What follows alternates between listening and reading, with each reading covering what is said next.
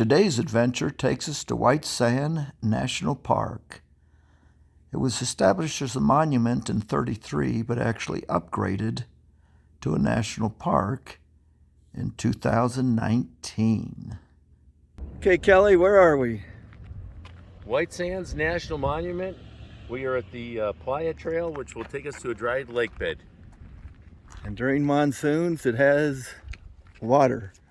And we're also here with Lark and Richard. And notice we are walking on gypsum. Hard. And me.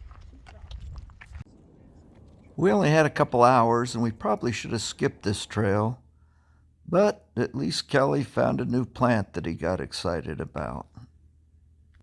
What are we doing, take a picture? It's a video. Oh, it's a video. Richard and Kelly, what do we have here? Four-winged saltbush. Is this the bush? Yep, the reason for the common name is the seed that comes off of it has four wings. Here's a bigger example. Yeah, hold it there. Let me see if I can get it. Hence the common name, four-winged saltbush. And now I don't remember the Latin name. Other than the four-winged saltbush, we didn't see much exciting. We didn't find mammoth footprints or anything else. Almost across the street was the second trail that would lead us out into the sand dunes. Just spectacular to see. And there's Richard, Lark, and Kelly. Here, they're looking probably at some footprint in the sand. What was that? What's that one? Just interesting to see. I can tell what those footprints are, Homo sapien. But I love the ripples in the sand with the yucca plants and the grass and vegetation. Spectacular to see. You knew I'd say it before long. There's a lark, and she'd agree with me. And, as you'd have it, there's Richard and Kelly playing in a tree. They obviously had fun playing in the tree, snapped off a couple pictures, and then Kelly was on for his next challenge. He wants to get Lark to eat a bug. So here he has her eat a worm. Bush, it's really salty. I've eaten it first. Here, Lark, here you go. And look, it looks like a worm. Wait, show it. It looks like a worm. Looks like a segmented worm. So it's the closest we're going to have. I think it is a worm. Taste it. Let's see what it's like. Taste it.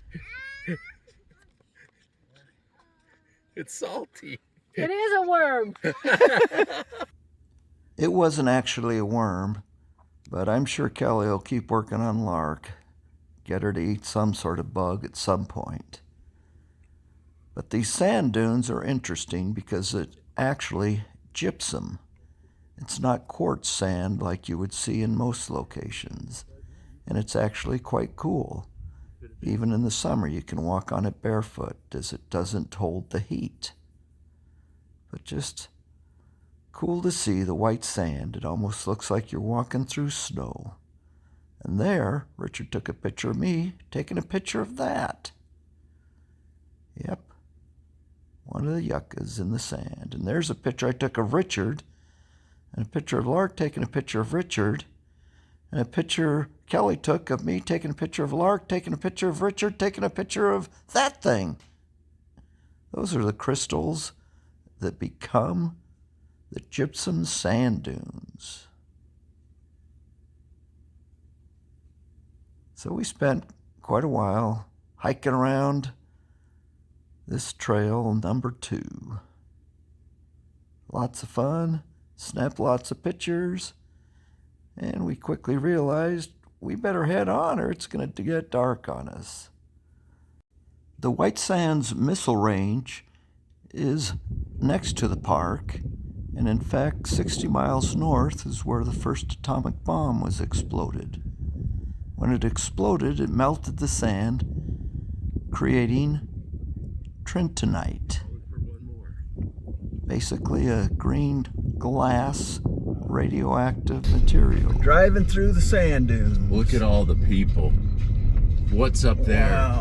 As you drive through, It looks like you're driving through snow. And even though this is, I guess you'd call it dirt road, non-paved road, the sand is well compacted and any vehicle can drive on the road easily. But spectacular. Looks like sunset in the snow. And of course, all this white sand creates some adaptations for some of the lizards. I wanted to see one of those pink whiptails, but unfortunately didn't find any. But we were racing against time before that sun set. We checked out as much as we could and we headed back to the boardwalk and then on to Sunset Point. Okay, we're up at Sunset Point. What do you think, Lark? It's amazing. It's beautiful. Kelly's off over there. These are all the throng of people that come up here to watch the sunset. Unfortunately, we've missed it. There's something peaceful about being out in nature as you watch the sunset, the sun go down, and the shadows get long. We didn't have as much time as we'd hoped, but we saw beautiful plants, spectacular scenery, and Kelly even found this toadstool. But it was a lot of fun. And even though the shadows still managed to get a number of pictures as the sun set behind the mountain and the longer shadows and the grass and the sand.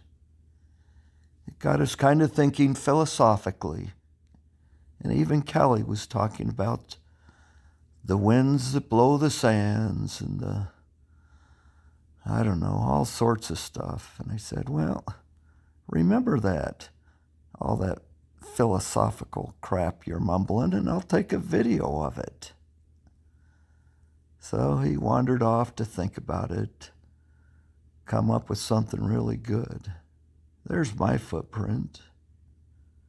There's Lark's footprint. There's Richard's footprint. And there's Kelly's footprint. And yeah, the winds of time will wipe those footprints away. Okay, Kelly. No, what? Let's see if you can What? wax Poetic. I'm stumped. Okay. I'm stumped. Okay, you had a moment to think. Oh, okay. Shifting sand. Shifting sands. I don't know. I froze. I'm just like, on. I feel like I'm in a high school play again. I forgot my line. Okay, Richard, can you wax Poetic? I cannot wax poetic, but in He froze too. shifting sand do lizards run. Lark, you're our last hope. Okay, I got something maybe. The time of sands. The sands of time. The sands of time will Or erase shifting. all tracks that we were ever here. I think you need to show The them wind. its tracks. Yeah, you gotta show the tracks. Even though we can't verbalize our thoughts, we still think them. And more importantly, you feel them. And I always go back to that word spectacular. It's just a spectacular location, neat experience, and I'll have to come back and visit again. Who knows if the winds of time will blow me back. But I hope you enjoyed the video and have a great day. See ya later.